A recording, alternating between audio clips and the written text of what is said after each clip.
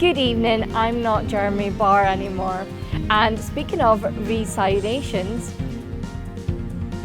going, gone. As Jodie Whittaker confirms her Who exit after 4 years, we ask who can absolutely not play the Doctor. Order number 14, please. Could you audition to be the next Doctor? We see your submissions, but Tories call time after criticisms of the direction of the show in recent years. Donald Fromage tells TNN the show needs to die. We'll bring you the full showdown with Jeremy Barr. Monday, 16th of August 2021. From the end of time, this is The Weekly with Kimberly McCallum. They thought it's all over. It is now. The chip taker era will bow to a close next year during some strange new BBC celebration nobody has actually heard of, and so now we're looking for a replacement. There are rumours the role could be filled on a locum basis intentionally, starting with famed TV doctor Kristin Jensen, but who would you say cannot play the Doctor? Let's have a look. Tom Hanks? Now, he sounds good on paper, but he's American, so that's an instant DQ. Leonardo DiCaprio suffers the same fate. Americans are explicitly banned from the role. And as for Jean Dujardin, the BBC hate the French. As for British talent, there's a lot of them, starting with Benedict Cumberbatch. His problem is that he's too tall and he can't fit inside the TARDIS shell, which is a problem. Brian Blessed would probably ruin the eardrums of his companion, and the BBC aren't keen on medical expenses. And Professor Brian Cox, he would protest every inaccuracy in the script, making the production an absolute nightmare. Noel Edmonds has been considered a choice, but his natural therapy views don't align with that any kind of doctor. Also, the show has had its share of quiz show hosts in the cast. Edmund's best friend, Mr. Blobby, would be quite funny, but can't speak in proper sentences. Also a very easy target for Daleks. And finally, we have to reject outright any application made by David Tennant. You can't be the Doctor again, David. You're already had 2 incarnations in your image. Stop being greedy. But who could take over Jodie Whittaker as the 14th Doctor? TNN invited you to submit your own auditions for the role of the Doctor. Creative control over the character was completely yours. The best have been forwarded to the BBC. Here are some of the rest. Yeah, I think it would be perfect to play the new Doctor, because it's really important to know how a character lives their life, and I could totally relate to living in a place that's bigger on the inside than it is on the outside. To be or not to be?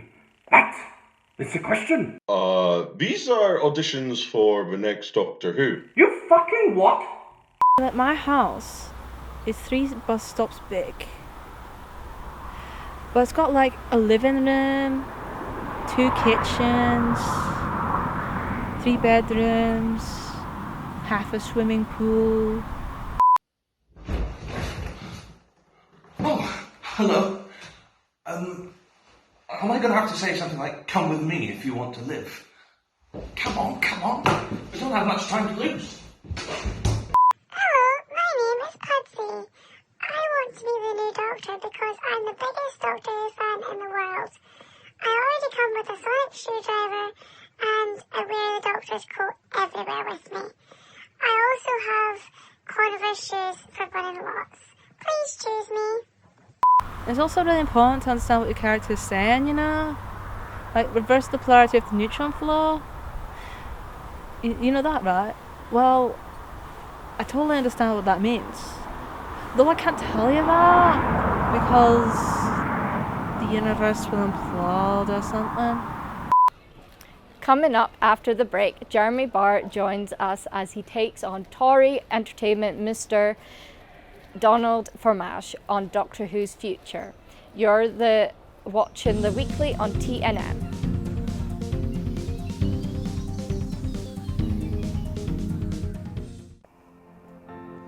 It's not all that often we get a break.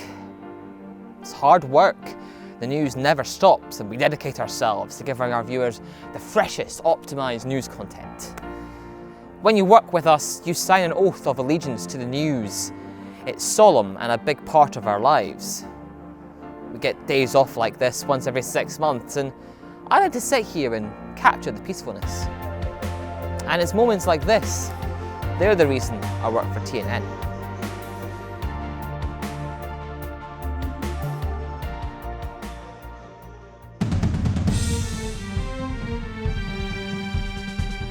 Welcome back. Jeremy is with us in just a moment with Donald Fromage. But first, here's the latest news with Kristin Allen. Thanks, Kimberly. Here's a rundown of the week's stories. The government is planning yet more murders, according to sources close to 10 Downing Street. Victims of the latest sweep of exterminations include 4 kittens, 16 hamsters and 3 more alpacas.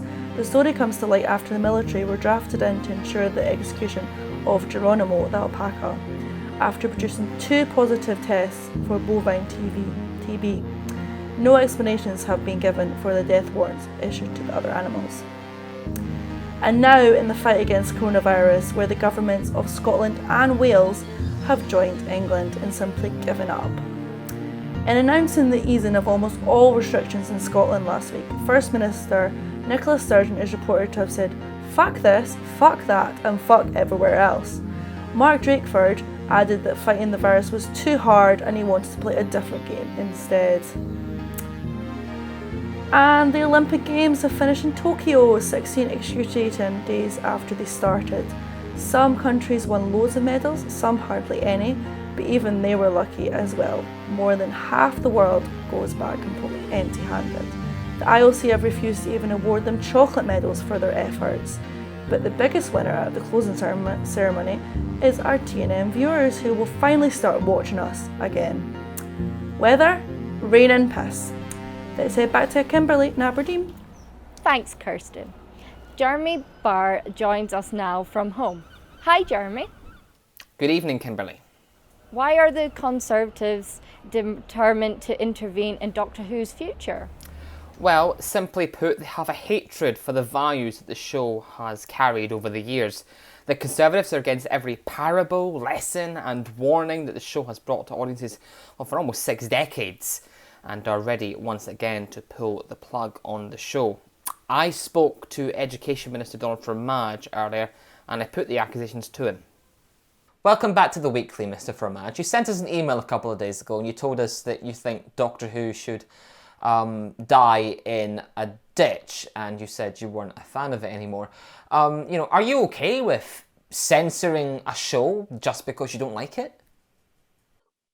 Well, I believe that any like-minded person should be able to write into their television studios and make a formal complaint if there is something. I mean, we're okay, but you, as a government minister, are advocating a show to be completely cancelled because you don't like it anymore. That would be censorship. Are you okay with that? How could that be okay?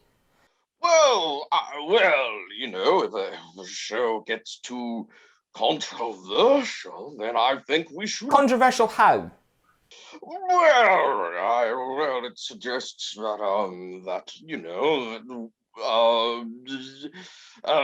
there's more black characters, there's more black writers, there's more women writers, there's more women characters, there's a more diverse representation throughout the show than there was back then. What's so wrong with that? Well, I believe it's all about appeasing their own agendas of having to ram this sort of political ideology down our throats as we watch the show. It It's nothing to do with the stories anymore. It's just about... No, it's still everything to do with the stories, because Doctor Who has always tackled social ills. I mean, is this just you feeling offended because you're being called out on your racism, of your sexism, of your transphobia, of your xenophobia? Well, I don't recall Doctor Who ever tackling any of these issues before now. You clearly haven't watched. You told us you loved the show. Well, I don't... Name one serial from the classic era that you actually watched. I think I might have watched a Colin Baker episode one time. You don't know the name of it though, do you? No, and you haven't thought about what that episode was all about or what they were trying to tackle at all, do you? I don't recall. All I saw... Then why did you tell us you were a big fan of the show then? Who said it was me? Or, I mean, are you sure it was... are you sure it was from me? I don't believe so. No, it could have just been one of... Mr. Fromage, are you currently shitting your pants? This meeting's over. Goodbye. No, turn that camera off. Turn.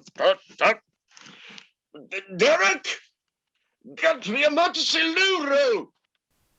TNN has broadcast rights for the episode of the show up to and including Series 16, and we would not be doing our job or meeting our commercial interests as a company if I didn't defend our investments. Thanks, Jeremy.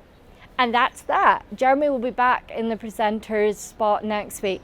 But as I say goodnight, I'm not sure if I'm feeling well.